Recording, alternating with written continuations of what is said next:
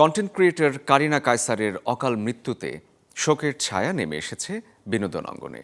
সহকর্মী থেকে শুরু করে বন্ধু, শুভাকাঙ্ক্ষী সবার পাশাপাশি শোক জানিয়েছেন ঢাকায় সিনেমার জনপ্রিয় চিত্রনায়িকা পরীমনিও।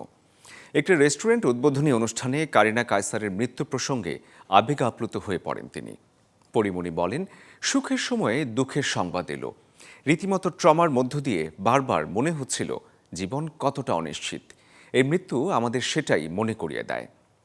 লিভার সংক্রান্ত জটিলতায় চেন্নাইয়ে একটি হাসপাতালে শেষ নিঃশ্বাস ত্যাগ করেন কারিনা কায়সার।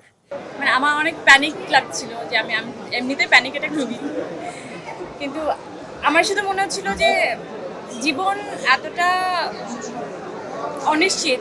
আমরা জানি জীবন সামহাও অনিশ্চিত, কিন্তু এইভাবে অনিশ্চিত এই মৃত্যুটা কিন্তু আমাদেরকে একদম মনে করিয়ে দেয়।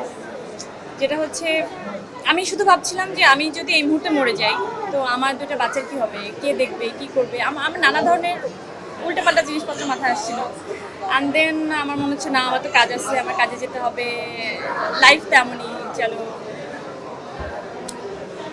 এটাই। অ্যান্ড দেন আমি এখানে, আমি জানি না একটু পরে আপনার কী হবে, আমার কী হবে, কিন্তু সব থেকে সত্যি কথা হচ্ছে মৃত্যুর উপরে কোনো সত্যি নাই। আমার মনে হয় এটা সব থেকে বেশি সত্যি।